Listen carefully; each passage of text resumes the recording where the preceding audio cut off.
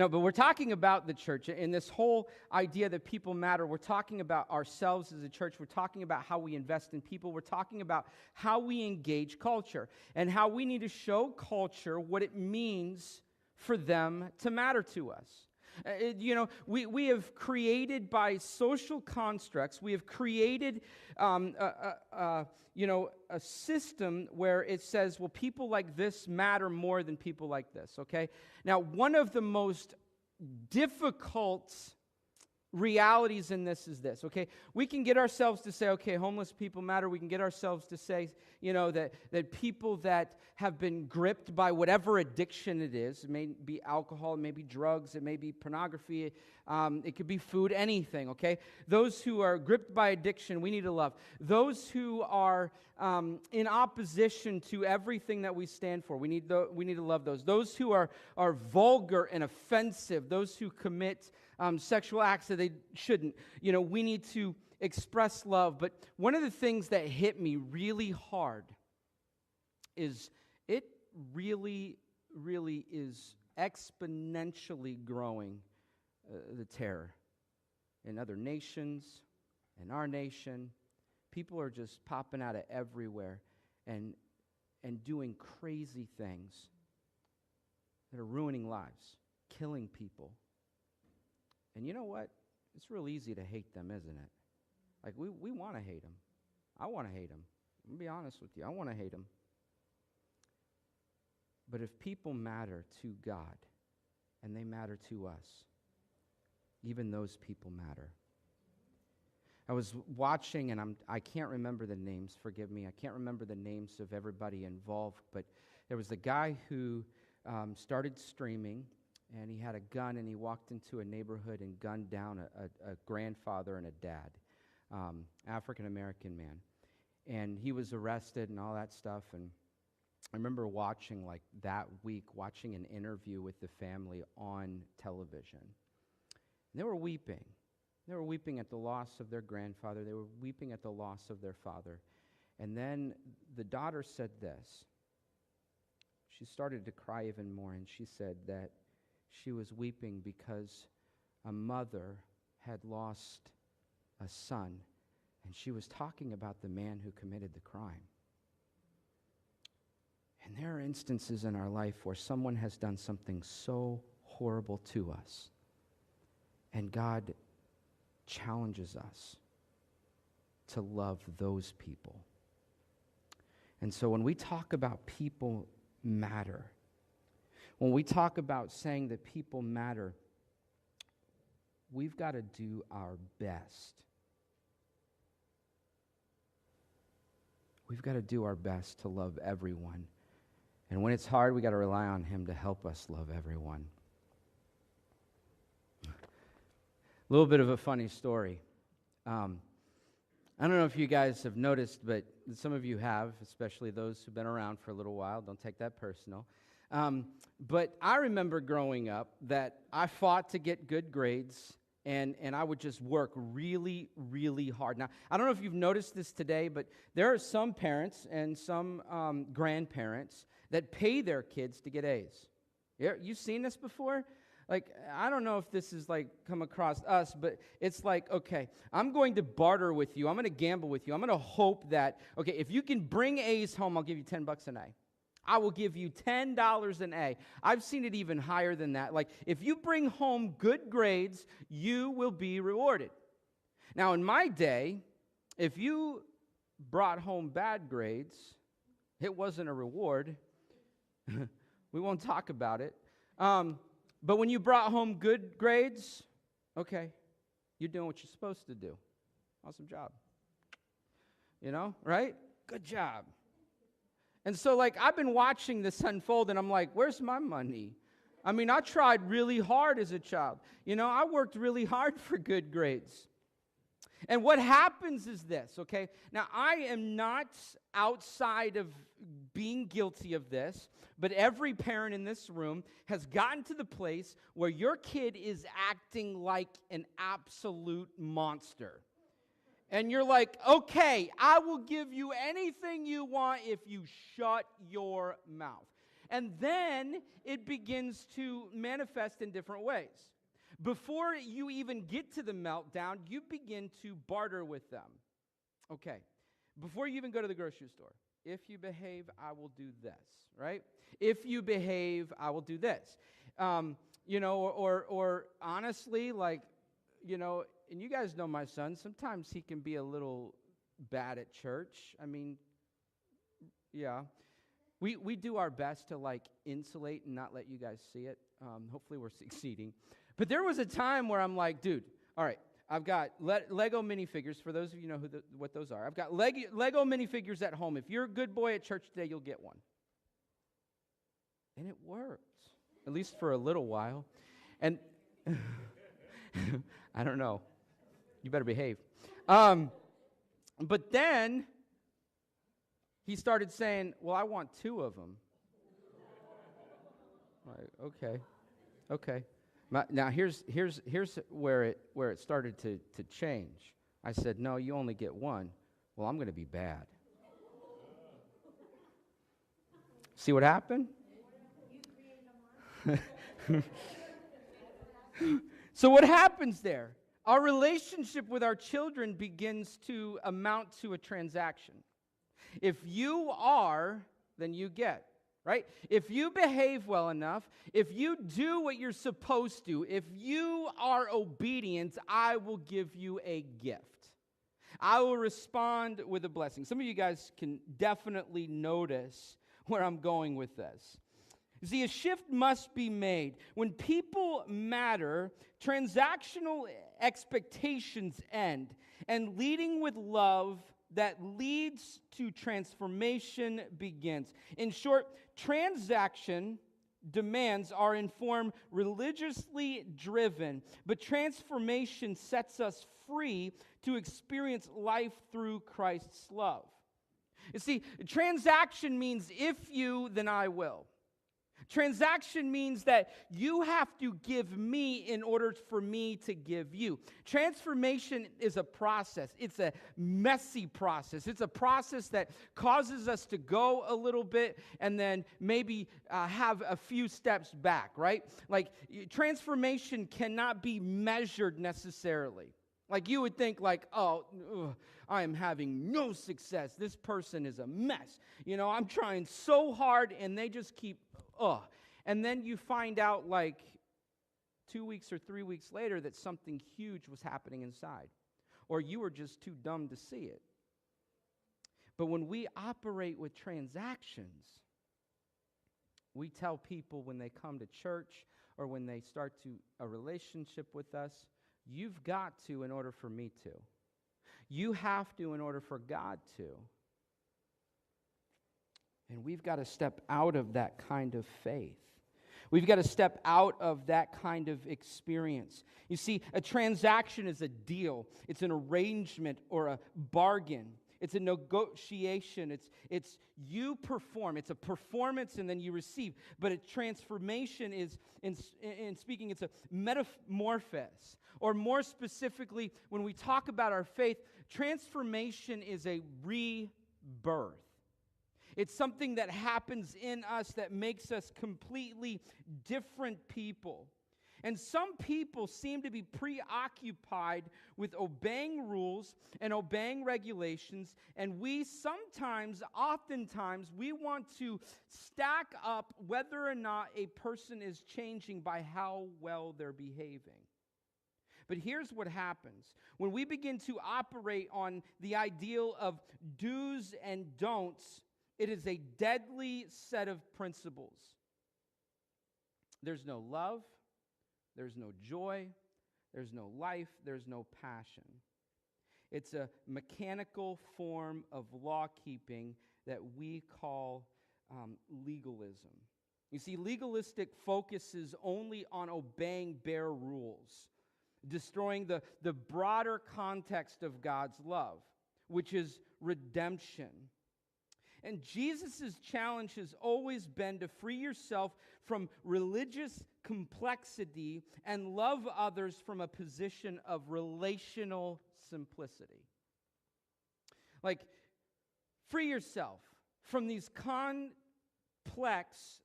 algorithms, if you will, okay, that say, that there has to be this certain way of change, and there has to be this certain method of change. And we make it so hard, and we make it so difficult, and we begin to determine a person's change on how well they're doing or how well they're behaving, instead of making it simple, instead of making it not so complex, starting a conversation as opposed to making demands. Now, I heard a pastor say it this way once. You can make a statement or you can have a conversation. Now, a lot of times if you just make a statement, it will alienate people from you. But if you say, let's sit down and have a talk. Let's sit down and talk about this. You're not making a statement to say, oh, this is wrong, this is evil, this is sin. You need to change this immediately. I understand that there are those conversations that need to happen. But when you decide to live in a relationship with someone, you are beginning to, gain a closer look into their life, and they begin to break down walls when they trust you more, and then you can begin to have conversations. And here's an important thing. When you're talking to someone about the sin in their life, you must recognize that is the second step after salvation.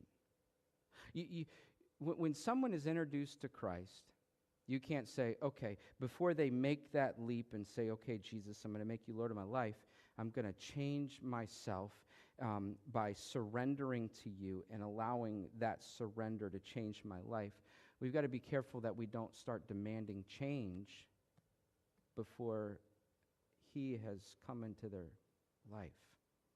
Because then we begin to teach people that there's parameters on life change. There's parameters on them experiencing the full love of Christ. And here's the hard thing. In order to do this, we have to lose our religion. In order to do this, we have to lose our religion. And we've got to ask ourselves, do we love our religion more than we love people? We will have to change the way we think about loving God and loving others. It is virtually impossible to exaggerate the authentic discipleship of love, the authentic truth of this singular virtue. Without love, we are nothing. Now, we were talking about this earlier, but as Paul was addressing some very real issues with the Corinthians. But if you go to 1 Corinthians 13, it's the love chapter, right? This is where some of this powerful and significant truth of love unfolds. But, Paul is addressing some things. Tragically, love was the very point at which the church in Corinth fell short. It had all the outward appearance. The Corinthian Christian had everything going for them. They had strong teaching, lofty knowledge, profound giftedness, dynamic worship. Nevertheless, there was one area in which this early church was glaring deficiency. They were deficient in their love. They had everything but love. And if you read this scripture as we're about to, love plus, or everything plus no love is nothing. If you have everything, but you don't attach love, if you have everything and it's not born of love and it's not birthed from a place of love, it is worthless. It means nothing. Nothing at all. Absolutely nothing. And this underlying problem in the Corinthian church was due primarily to their pride. They were self-centered, they were self-focused, and they were self-absorbed. Now, before you start pointing fingers, you'll immediately declare that you're the same. They gave undue prominence. Hey, guys, I was looking at myself this week too, so a lot of humility here. And that sounded really proud. Undue prominence to certain spiritual gifts, while at the same time they devalued the more important virtue of love. And so Paul makes it clear. Love is this selfless act. It's a volitional choice. It's something you have to do. It's an expression that has a cost, but is completely worth the cost. Now, if you look at 1 Corinthians 13, 1 through 8, and then we're going to jump to verse 13, it says this: "If I speak with the tongues of men and of angels and have not love, I have become a sounding brass or a clanging cymbal. If I have the gift of prophecy and understand all mysteries and all knowledge, and if I have all faith so that I could remove mountains and have not love, I am nothing. If I give all my goods to feed the poor, and if I give my body to be burned, yes, and have not love, it profits me nothing." You see, love suffers long and is kind. Love envies not. Love flaunts not itself and is not puffed up, does not behave itself improperly, seeks not its own. It is not easily provoked. It thinks no evil. It rejoices not in the iniquity, but rejoices in the truth. It bears all things. It believes all things. It hopes all things, and it endures all things. Love never fails. So now abide in faith, hope, and love. These three. But the greatest is love. You see, speech without love is nothing. The Corinthian believers treasured the eloquence of public speakers.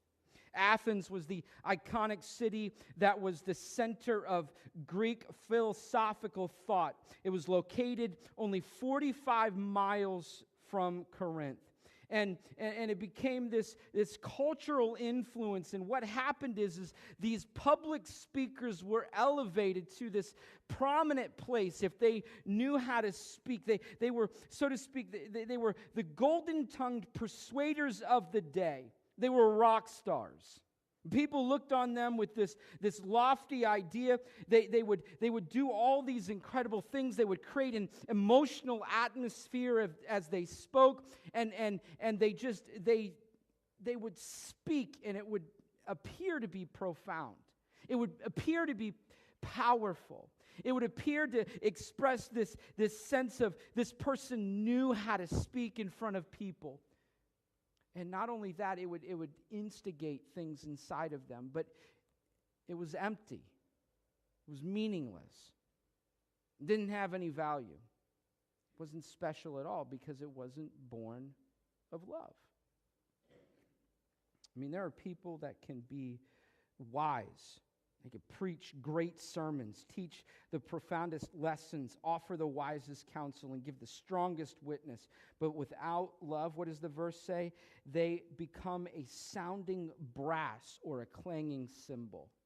You ever have somebody that talks and it appears that they talk well, but it's not born of love, and it just makes your ears feel literal pain? It's just like, shut up, right? You've been there, right? It's been so frustrating. And that's what Paul is saying. These kind of people that speak a certain way, that appear to be powerful and significant, if they don't have love in their speech, it is nothing more than noise. And not just any noise, a noise that is irritating. And if you have knowledge without love, it's nothing. And Paul asserts that knowledge without love is nothing. Now, Paul, all right, who was Saul, if you read his backstory, he was trained in the law. He was a Pharisee of Pharisees. He had training from birth that made him understand things that nobody could understand. And he, of all people, had a right to be arrogant and proud about all the things that he knew. And he says, if I have the gift of prophecy and understanding all mysteries and knowledge, but I have not love, I'm nothing. In short, if I can see into things that nobody else can see into, if I can see truth that nobody else can see, if I have this powerful wisdom that's just amazing, but I don't love, it is worthless. It's a waste. There are a lot of people that study a lot.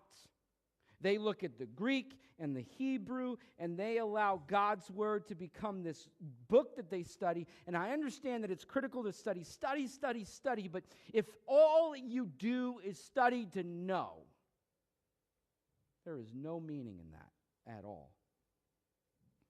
Faith without love is nothing. I mean, he even said if you have the faith to remove mountains, I mean, if you have this powerful faith that can move mountains, that can lift mountains up and move them out of your way, if you have that kind of faith, but you don't have love, it is worthless. It is worthless. I mean, he is targeting in a serious way the issue with this church. The faith is an unwavering, if faith is unwavering and unshakable, if it's a confidence in God, but even if Paul has such huge faith, anybody has such huge faith, but it's no love in it, it's spiritually useless. And sacrifice. When he says, if I give my body to be burned, he's definitely talking about the persecution that they were experiencing in that day. And for the sake of argument, he gives away all his earthly belongings. He says giving away all his earthly belongings to provide food for the needy. I jumped a little ahead of myself. He gives all the belongings to give to the needy, but he does not have love. What does that make him? With self-condemnation, he declares that he remains nothing without love. I could sell everything that I have. I could give all that I have to the poor. I could surrender all that belongs to me for the sake of helping others, but if it's not born of love, it's okay, buddy. If it's not born of love, it's worthless. It's worthless, right?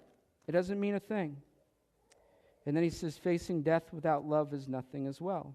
And if I give my body to be burned and not love, it profits nothing. It profits nothing. This is a significant truth. And I mean, we kind of move through this fast, and I understand that, but I want you to take some time to study 1 Corinthians 13 and understand the powerful and strong truth that Paul is confronting this church with, and I believe confronts continually the church with. If you aren't cautioned, you will find yourself steeped in all this incredible knowledge and all this incredible faith and all this incredible, gifts that you're giving and all this fearless in death and being able to speak in profound ways. If you have all to make the magic happen, you are nothing but a puppet and a manipulator, and your work is meaningless. My work would be meaningless if it's not with love. Going back to the text for a minute here, essentially he's saying giftedness without love is nothing. And what does love look like? Well, in 1 Corinthians 13, 4-8, he spells it out very clearly. It says, love suffers long and is kind. Love suffers long and is kind. You ever had a love that required you to suffer for people? Have you ever had a love that cost you to walk into difficult situations and it came at a cost? How many of you have had someone love you and were willing to suffer long for the sake of their love for you? If you've experienced love like that, it changes your life in huge ways.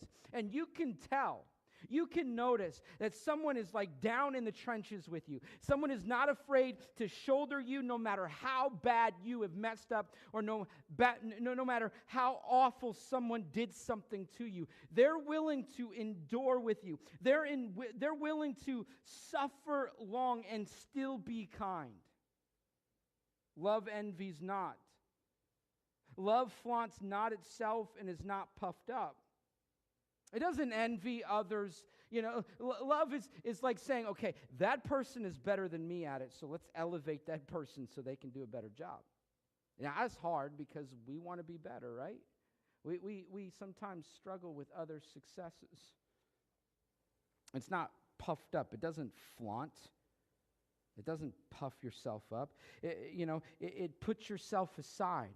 It puts yourself aside for the sake of others. It does not behave itself improperly. It seeks not its own. It is not easily provoked, thinks no evil. You ever find yourself walking with somebody like we're talking about in the Corinthian church here? They were all these great things, but they didn't have love at the core. And have you ever walked with somebody before and found yourself being provoked? Don't look at me like that. You're like, oh, okay, whew, I got this, right? And there is love that is just powerful and it changes you. But even the most steadfast love that you could have, you can find yourself in situations where you are being provoked. And you're like, I'm going to lash out. Something's coming. It's going to blow big. Watch out. Right? Some of us, man, it happens in our own homes. I still remember the day that my wife went downstairs to my daughter's bedrooms and she just shouted out loud, I'm not raising self-entitled brats. So, I think they got the message. She was provoked, right? Now, I'm throwing her under the bus. That's terrible, but I'm provoked sometimes too easily a lot. I love and I love hard, but man, there are some things that I've experienced in my life where I'm just like, ooh, and it thinks no evil. Love thinks no evil. Now, we're like, no, I don't have evil intent for people because people matter, but, what happened just the other day, another terror attack, and we don't think evil, but sometimes we do think evil. We're like, oh, I hope that they burn. I mean, I've seen statuses before, even from, on social media, even from people who say they're Christians that say, may God smite them and ruin them and send them to hell. That's not love. That's thinking evil. It rejoices not in iniquity, which means sinfulness. It rejoices in the truth. It's excited about the truth. It's affected by the truth. It bears all things, it believes all things, it hopes all things, and endures all things. Man, that is a mouthful. There's a lot of significance in those statements. It bears all things. Yes, I'm going to hold this. I'm going to shoulder this. I'm going to be there. It believes. It has confidence. Faith increases. It hopes for. With the people you're loving, it hopes for powerful and significant things to happen. It endures all things. It endures. It bears, it believes, it hopes, it endures. Guys, it bears, it believes, it hopes, and endures. Some of us, we need that right now. We need some bearing of all things from our peers and from people who love us. We need somebody who will be with us to believe all things. We need somebody to be with us that will hope all things, that will help us endure all things. We need a dose of this in our own life. And in verse 8, it makes it significant. It says, love never fails. But if there are prophecies, they shall fail. If there are tongues, they shall cease. And if there is knowledge, it shall vanish. And then jumping to verse 13. Now, faith, hope, and love. Abide in faith, hope, and love, these three. But the greatest of these is love. Love doesn't operate by transaction. Love operates in the truth of transformation. You see, transformation is messy. It's inconvenient. We don't like it. We want stats. We want proofs. We want what is tangible and what is seen, right? We want it to be right in front of us. Okay, I can see that this person has changed in this way. That's a fact. I can see this. It's noticeable. That's a fact. I can see this. And we like that. It's more convenient. It's easier to, it's more palpable. But the truth is that transformation is something that happens deep within the soul, and it transforms people inside. You see, this is a love that is not if or because. It is a love that says, I love anyway. I love even though. I love in spite of. Now, inside your bulletin, I've got just a few things for you guys to look at, and it's just some challenge points. It's just some challenge points for you guys to look at. Look at those later. You guys just take those bulletins and put them somewhere and ask God to help you love in those 10 ways that are on there, okay? Grab a bulletin if you don't have one on your way out, but ask God to help you. Ask God to give you the strength. Ask God to put you in situations where you begin to understand the significance of love. Because nothing else is going to matter without it. I could stand up here and say awesome things, but if I don't have love, it's worthless. It's worthless. And I pray every week that myself decreases and He increases. Because if people matter, we're not going to demand and then offer. We're just going to offer. And we're going to trust that God is going to do something amazing in them, even if we can't see it right away. It's hard. As a minister, man, you just, as Christians, we just go at it with somebody and we're like, I need to see something, and you just don't see the transformation. Here's the truth. We may not see the results until heaven. Keep planting seed. Keep loving. Father, we thank you for today. We thank you for truth. God, change us. Encourage us. I pray, God, that as we grab a hold of this word, that we would go back to 1 Corinthians 13 and ask you to continue to bring revelation to us about what this looks like. God, that we would recognize that all that we could do, every spiritual prowess that we could invest ourselves in, and knowledge and speaking in tongues and prophesying and learning and just everything, God, all that we would invest ourselves in to look powerful and look significant. If there's no love in it, it's a waste. God, help us. Help me, Father. Help me, Father. And help this church. And as we love, awe us as the transformation takes place in every person that we come in contact with. Holy Spirit, draw them to you. And even when we can't see it, help us to remain steadfast and confident.